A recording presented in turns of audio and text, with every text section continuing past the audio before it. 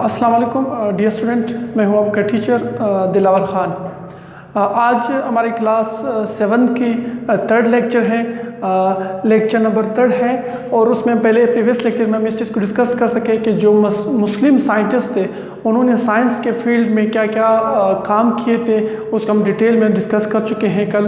तो आज हम डिस्कस करेंगे सम नॉन मुस्लिम साइंटिस्ट, जो कुछ गैर मुसलमान जो मुसलमान नहीं थे, उन साइंसदानों ने साइंस की दुनिया में क्या क्या कारनामे सरअंजाम दिए हैं। यहाँ पे अब बुक की रीडिंग आप लोग बुक के पेज में बताता हूँ। पेज नंबर यूनिट नंबर 1 और पेज नंबर 6 की अपने रीडिंग करनी है। मैं यहाँ पे साथ साथ रीडिंग भी करवाता हूँ और जो इसके मेन पॉइंट्स हैं वो मैंने यहाँ पे बोर्ड पे मेंशन किए हुए, तो फिर मैं आपको ये आप बोर्ड पे बताऊंगा, लेकिन अपने घर में रीडिंग लाजमी करना है। अच्छा, पहला ये कि using the knowledge of Muslim as a base many non Muslim scientist made great contribution in different field of science. कहते हैं ये मतलब ये है इसका कि कुछ नॉन मुस्लिम साइंटिस्ट जो थे उन्होंने मुसलमानों की नॉलेज को एज अ बेस बुनियाद बनाकर साइंस के फील्ड में बहुत सारे काम सरअंजाम दिए हैं। अब इसमें से क्या है, पहला साइंटिस्ट है जोसेफ प्रेस्ली। इसका नाम है जोसेफ प्रेस्ली। कब 1733 से लेकर 1804 तक की इसका क्या है ड्यूरेशन है। तो उन्होंने साइंस के फील्ड में क्या क्या काम सरअंजाम दिए हैं। पहला क्या है, ये discover that graphite carbon can conduct electricity. उसने ऐसे ग्रेफाइट क्या होती है, कार्बन की एक दूसरी शक्ल होती है, उसको क्या कहते हैं, ग्रेफाइट कहते हैं। उन्होंने ग्रेफाइट को डिस्कवर कर दिया, ऐसे ग्रेफाइट को डिस्कवर कर दिया जो जिससे इलेक्ट्रिसिटी पास हो सके, क्या जिससे बिजली क्या हो सके, पास हो सके, जो बिजली को क्या कर सके, इलेक्ट्रिसिटी को कंडक्ट कर सके। दूसरा काम उसने क्या किया, describe the properties of carbon dioxide lead to the invention of soda pop. उसने कार्बन डाइऑक्साइड की क्या की प्रॉपर्टीज़ बयान की। इस नतीजे में इस experiment on carbon dioxide lead to the invention of soda pop. उसके एक्सपेरिमेंट तजर्बात कार्बन डाइऑक्साइड पर के नतीजे में क्या बना, सोडा पॉप। सोडा पॉप क्या है, sweet drink containing carbonated water and flavouring. एक स्वीट ड्रिंक होता है जिसमें क्या होता है, जैसे हम बहुत सारे ड्रिंक्स हम पीते हैं, उसमें क्या होता है, खास फ्लेवर देते हैं और उसमें क्या होता है, कार्बोनेटेड वाटर उसमें मौजूद होते हैं, तो उसको क्या कहते हैं, सोडा पॉप कहते हैं। ये कब हुआ, जब उसने लेबॉर्ट्री में कार्बन डाइऑक्साइड के ऊपर क्या की, एक्सपेरिमेंट की। उसके बाद क्या है, ये फर्स्ट साइंटिस्ट ये observe respiration and photosynthesis in plant. ये पहला साइंसदान था जिन्होंने पौधों के अंदर रिस्पायरेशन और फोटोसिंथेसिस के अमल को दरियाफ्त किया कि पौधों में रिस्पायरेशन किस तरह होती है, रिस्पायरेशन सांस लेने के अमल कहते हैं, और फोटोसिंथेसिस रिस्पायरेशन जब होती है तो उसके लिए क्या होती है, बहुत सारी केमिकल बॉन्ड क्या होती है, ब्रेक होती है। फोटोसिंथेसिस क्या होती है, फोटोसिंथेसिस पौधों में ऐसे अमल होते हैं जो सूरज की रोशनी की मदद से वो क्या कर सकते हैं, अपनी खुराक तैयार करते हैं। तो ये पहला साइंटिस्ट है जोसेफ प्रेस्ली जिसने रिस्पायरेशन और फोटोसिंथेसिस पौधों के अंदर, प्लांट्स के अंदर क्या की, एब्जॉर्ब की। उसके बाद discover nitrous gas, nitrous oxide और लाफिंग गैस।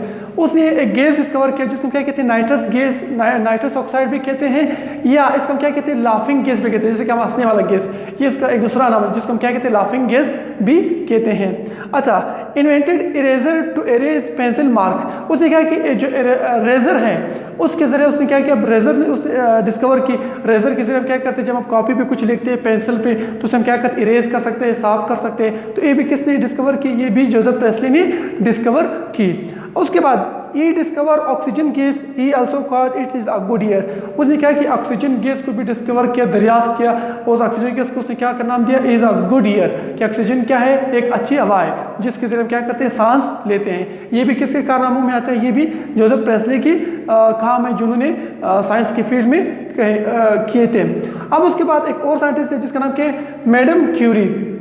मैडम क्यूरी के 1867 से लेकर 1934 तक इसका क्या है, ड्यूरेशन है। ये क्या है, एक नॉन मुस्लिम साइंटिस्ट है। Nothing in life is to be feared, it is only to be understood. एक इसका मशहूर कोट्स है जो कहती है कि दुनिया में कोई चीज़, किसी चीज़ भी खौफसदा नहीं होना चाहिए, हर चीज़ आसान है, सिर्फ क्या करनी चाहिए, उस चीज़ को समझने की कोशिश करनी चाहिए। सिर्फ और सिर्फ क्या होता है, अंडरस्टैंड करना होता है उन चीज़ को। कोई भी चीज़ दुनिया में मुश्किल नहीं है, ना इम्पॉसिबल है। Madam Curie was the first woman who received 2 Nobel Prize, one in physics and one in another in chemistry. Her few contributions in science are as follows. कहते हैं ये पहली खातून थी साइंस की दुनिया में जिन्होंने क्या कि 2 नोबेल प्राइज हासिल कर लिए। एक नोबेल प्राइज उसने फिजिक्स में हासिल कर दिया, दूसरा नोबेल प्राइज उसने केमिस्ट्री में हासिल किया है। ये पहली खातून थी जिन्होंने 2 नोबेल प्राइज हासिल किए, वो भी 2 अलग अलग सब्जेक्ट, एक केमिस्ट्री में और एक फिजिक्स में। अब इससे साइंस की दुनिया में क्या क्या काम किए हैं वो मदरजे पॉइंट्स मैंने लिखे हुए। सबसे पहले क्या है, Marie Curie and her husband Pierre Curie discover radioactivity natural emission of radiation in radium. कहते हैं इसका मैरी क्यूरी और इसके हस्बैंड जो था उसका नाम क्या है, पेरी क्यूरी। ये दोनों साइंटिस्ट हैं जिन्होंने क्या की, जिन्होंने रेडियोएक्टिविटी डिस्कवर की। अब रेडियोएक्टिविटी क्या है, नेचुरल एमिशन ऑफ रेडिएशन, जो कुदरती किसी भी एलिमेंट से खुद ब खुद क्या होती है, शुआएं खारिज होती है, उसको क्या कहते हैं, रेडियो एक्टिविटी कहते हैं। अब ये उन्होंने किस चीज़ में डिस्कवर की, रेडियम में। जब उन्होंने देखा कि रेडियम से क्या होते हैं, खुद ब खुद क्या होती है, शुआएं एक्सक्रीट होती है, खारिज होती है, उसके उन्होंने उसमें डिस्कवर कर दिया। ये पहला काम किसने का, इसका मैडम क्यूरी ने और उसके हस्बैंड पेरी क्यूरी ने ये काम किया, डिस्कवरी की। दूसरा, during our work Marie also discover that radiation could kill women cell. This discovery lead to her to isolate radium for using in killing tumours. कहते हैं अपने काम के दौरान उन्होंने ये भी डिस्कवर किया कि जो ये रेडिएशन है ये क्या करते हैं, ये वुमेन के सेल्स, जो इंसान के सेल्स होते हैं, खुलिये होते हैं, उसको क्या करते हैं, उसको किल करते हैं, उसको मारते हैं।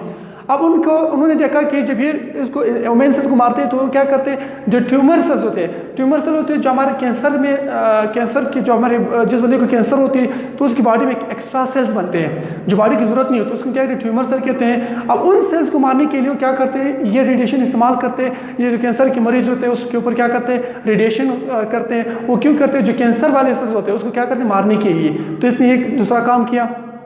तीसरा, first women who was the director of the physics research laboratory Sorbonne in France.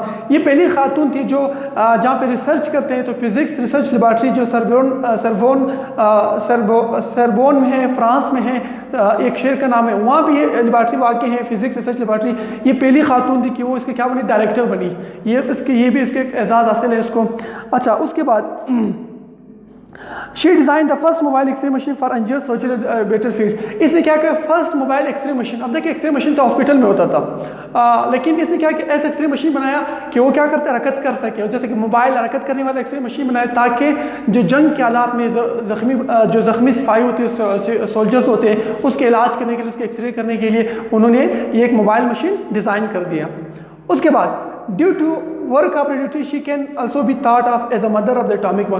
कहते हैं रेडियोएक्टिविटी की वजह से, रेडियोएक्टिविटी के ऊपर काम करने की वजह से ये सोचा जाता है, इसको कहा भी जाता है कि mother of atomic bomb, atomic bomb की माँ उसको कहा जाता है। क्यों? क्योंकि उसने रेडियोएक्टिविटी डिस्कवर की। अब जो एटॉमिक बम होते हैं वो भी क्या होते हैं, रेडिएशन खारिज करते हैं, लोग मर जाते हैं। तो इस वजह से ये क्या कहते हैं, इसको mother of the atomic bomb कहते हैं। आई होप आपको लेक्चर क्लियर होगा। अगर कोई क्वेश्चन है आप लोग तो फिर आप लोग मुझे फीडबैक दे दें, इंशाल्लाह मैं इसका आंसर दूंगा। Thank you so much.